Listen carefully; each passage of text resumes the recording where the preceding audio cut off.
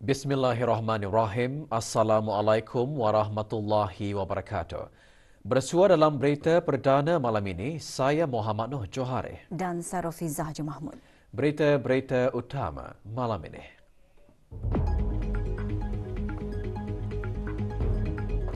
Guru berkualiti perlu mempelbagaikan kemahiran bukan sahaja dalam pengajaran, bahkan aktiviti luar sekolah.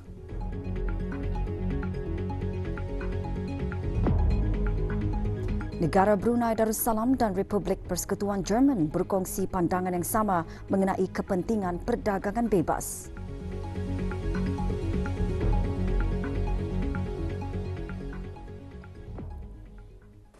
Status harian normal baharu COVID-19. Satu kes berada dalam kategori 4 iaitu memerlukan bantuan oksigen dan di bawah pemantauan rapi. Kementerian Kesihatan memaklumkan 218 kes dilaporkan sembuh hari ini.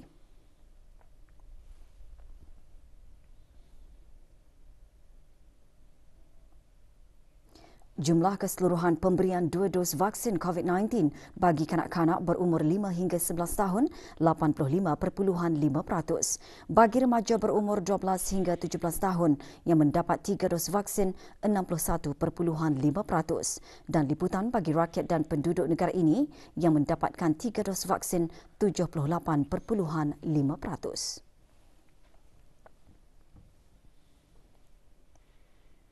Guru berkualiti perlu mempelbagaikan kemahiran bukan sahaja dalam pengajaran, bahkan aktiviti luar sekolah selaras dengan tema sambutan Hari Guru tahun ini, Guru Berkualiti Pemacu Transformasi Pendidikan. Ini diakui sendiri oleh beberapa penerima anugerah penghargaan Hari Guru Special Mention bersempena sambutan Hari Guru ke-32. Seramai 79 guru menerima anugerah tersebut pada majlis penyampaian yang berlangsung di Pusat Persidangan Antarabangsa Berakas pagi tadi. Penyampaiannya disempurnakan oleh Yang Berhormat Perdana Khatib Datuk Paduka Seri Setia, Ustaz Haji Awang Badrudin bin Pengarah Datuk Paduka Haji Awang Othman, Menteri Hal-Ehwal Agama. Juga menyampaikan anugerah Yang Berhormat Datin Seri Setia, Dr. Dayang Haji Romaizah binti Haji Muhammad Saleh, Menteri Pendidikan, selaku penasihat bersama Majlis Penyampaian Anugerah. Penerimanya terdiri daripada penerima anugerah penghargaan Hari Guru Special Mention tahun 2020, 2021 dan 2022.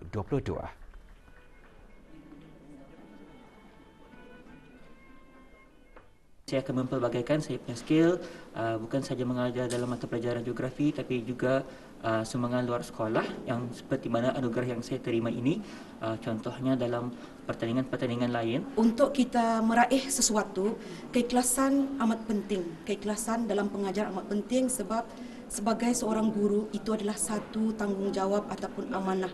InsyaAllah di mana dengan usaha yang gigih, tidak mengenal erti putus asa, jerih payah, insyaAllah akan membuahkan hasil. Saya rasa sampai sekarang adalah masa terbaik kita luaskan lagi pengajaran dan pembelajaran murid-murid dan guru juga.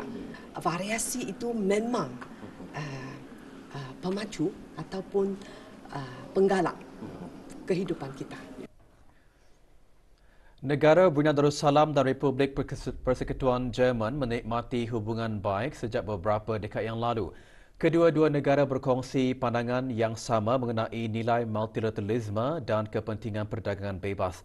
Ini dijelaskan oleh Duta Besar Istimewa dan Mutlak Republik Persekutuan Jerman ke negara ini semasa majlis resepsi sempena Day of German Unity.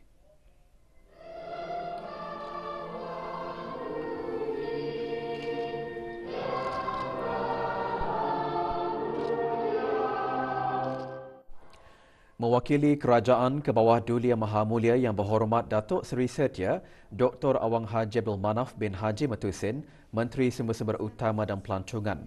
Puan Yang Terutama Gerda Winkler dalam ucapannya juga menyentuh salah satu projek besar iaitu Loji Penghasilan Baja yang merupakan salah sebuah loji baja terbesar di Asia Tenggara sekaligus membantu usaha negara mempelbagaikan ekonomi. Majlis semalam berlangsung di Gadong.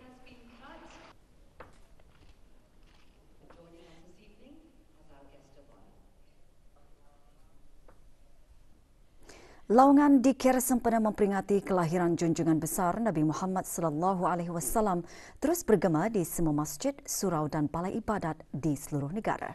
Ikuti bahan beritanya selepas ini.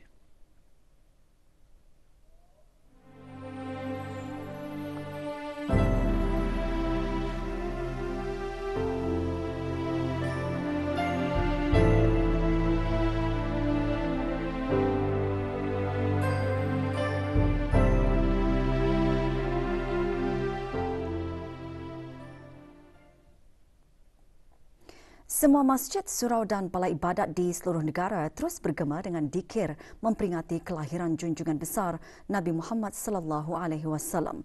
Lewat petang kemarin, rombongan Kementerian Hal Ehwal Agama meneruskan lagi majlis Ihya Maulidur Rasul di Masjid Kampung Batu Apoi, daerah Temburong. Rombongan diketuai oleh Awang Haji Muhammad Rosli bin Haji Ibrahim, Setiausaha Tetap Kementerian Hal Ehwal Agama. Majlis umpamanya diadakan bagi meraih keberkatan dan rahmat dari Allah Subhanahu Wa Taala serta memupuk kesedaran dan keinsafan umat Islam dalam mengenang jasa dan pengorbanan Rasulullah sallallahu alaihi wasallam.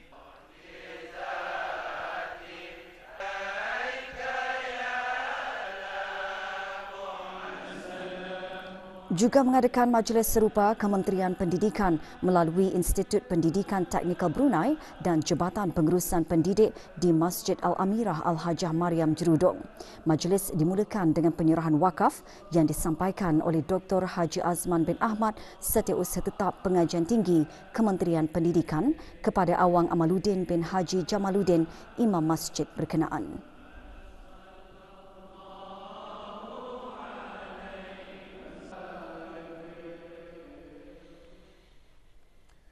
Sementara itu, petang tadi rombongan Kementerian Hal Ehwal Dalam Negeri mengadakan majlis dikir Maulud di Masjid Al-Masyur, Kampung Sungai Mau, daerah Blight. Rombongan diketuai oleh Awang Haji Ahmad Nizam bin Datuk Paduka Haji Ismail, Timbalan Setiausaha Tetap Perundangan Antarabangsa dan Penyelidikan Kementerian Hal Ehwal Dalam Negeri.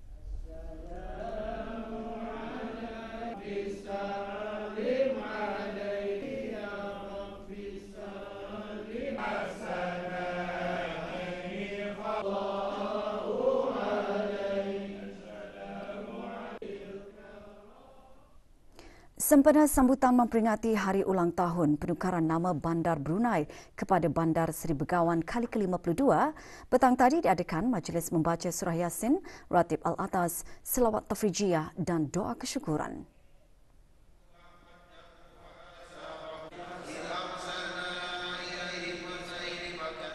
Majlis diadakan sebagai mengenang jasa almarhum Sultan Haji Semuda Omar Ali Saifuddin Saadul Khairuddin dalam memajukan dan memodernkan negara Brunei Darussalam.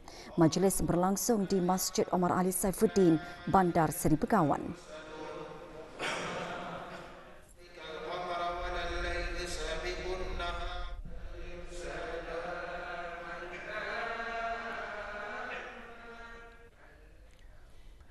Setiap pemandu pelancong yang berlesen memainkan peranan dan tugas penting dalam memastikan maklumat yang disampaikan adalah tepat dan mudah difahami.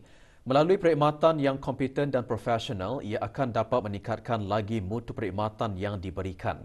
Sehubungan itu, petang tadi diadakan majlis penyampaian sijil bagi kursus asas pemandu pelancong kali ke-11 di Dewan Setia Pahlawan, Kementerian Sumber-Sumber Utama dan Pelancongan.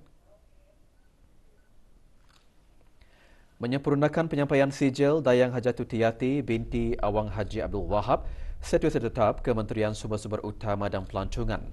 9 orang menerima sijil setelah lulus pemeriksaan secara teori dan praktikal. Sejak diperkenalkan pada tahun 2016, 201 pemandu pelancong yang berdaftar di Jabatan Kemajuan Pelancongan telah menyertai kursus yang dikendalikan secara kerjasama antara Jabatan Kemajuan Pelancongan dan Kolej Perniagaan Laksamana.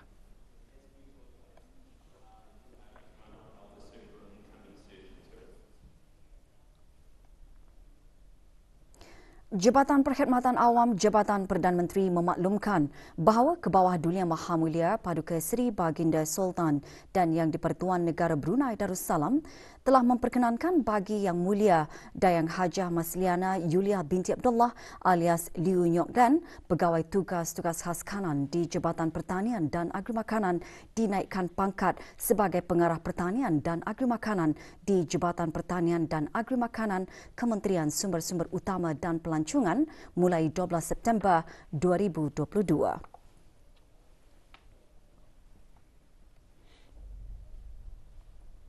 Metodologi penyelidikan kebudayaan dan teknik transkripsi serta pengambilan data yang diperlukan antara pengisian bengkel metodologi penyelidikan budaya yang diadakan di daerah Tutong pagi tadi.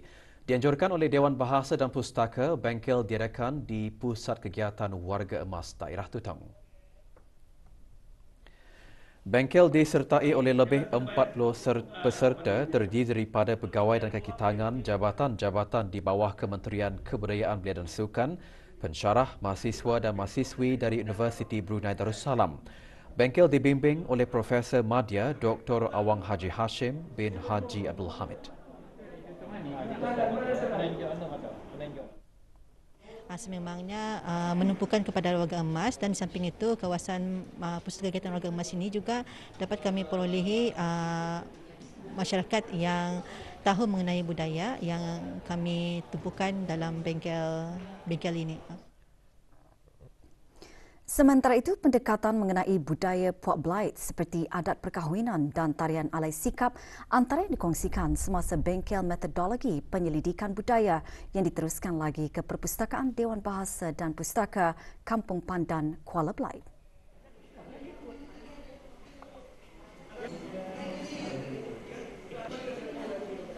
Melalui bengkel ini, para peserta dapat meningkatkan kemahiran dan teknik penyelidikan khusus dalam bidang kebudayaan dan menambah baik pendekatan, strategi dan penghasilan penyelidikan agar lebih berkualiti, komprehensif dan berimpak.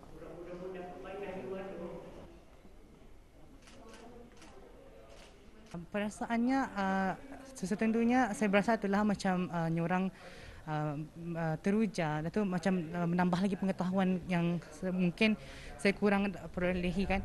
Pelagi yang sioknya juga pasal tadi dapat nyorang mendapat pengetahuan itu secara langsung berbanding dengan daripada buku dan internet lah. Ini secara langsung daripada orang-orang yang pakar itu sendiri. Pun banyak menambah pengetahuan saya khususnya mengenai penyelidikan budaya yang terdapat di negara kita, negara Brunei Darussalam. Jadi di sini adalah kami berhasil untuk menyelidik secara dekat lagi tentang budaya yang terdapat di negara kita, dan negara kita ini memang kaya dengan budaya. Kementerian Pendidikan melalui unit beruniform dan perkhidmatan kemasyarakatan Jabatan Pendidikan Co-Kurikulum dengan kerjasama bahagian tabung simpanan darah Hospital Raja Isteri Pengira Anak Saleha, Kementerian Kesihatan pagi tadi mengadakan kempen derma darah. Tujuan utama kempen bagi membantu meningkatkan tabung simpanan darah Hospital Raja Isteri Pengira Anak Saleha di samping memberikan kesedaran kepada orang awam akan manfaat menderma darah terhadap kesihatan serta memupuk sifat kebajikan dalam membantu pesakit yang memerlukan. 35 pain darah diperolehi pada kempen ini.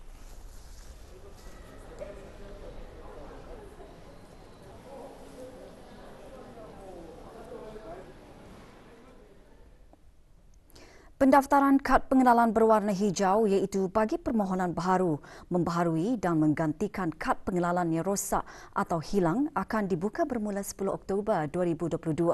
Jabatan Imigresen dan Pendaftaran Kebangsaan JIPK, Kementerian Hal Ehwal Dalam Negeri, dalam siaran akhbarnya memaklumkan bagi pendaftaran di Ibu Pejabat, pemohon dikehendaki membuat janji temu melalui aplikasi QApp atau secara walk-in ke kaunter bahagian pendaftaran kad pengenalan di aras bawah JIPK, manakala di pejabat-pejabat cawangan secara walk-in.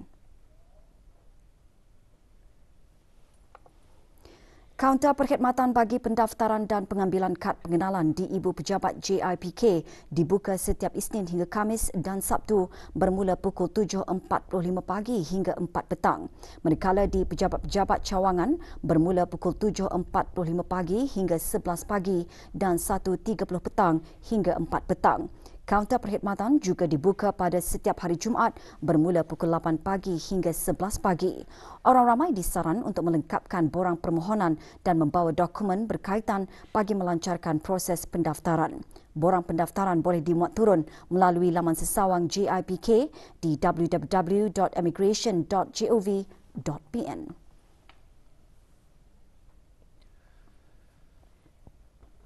Seorang lelaki warga negara Indonesia dilaporkan lari daripada majikan. Orang ramai mempunyai maklumat mengenai Indrayanto, 41 tahun, memegang pasport bilangan C7153536, hubungi Balai Polis Sengkurung di talian 266-1334 atau talian kecemasan Polis 993 atau balai-balai polis yang berdekatan.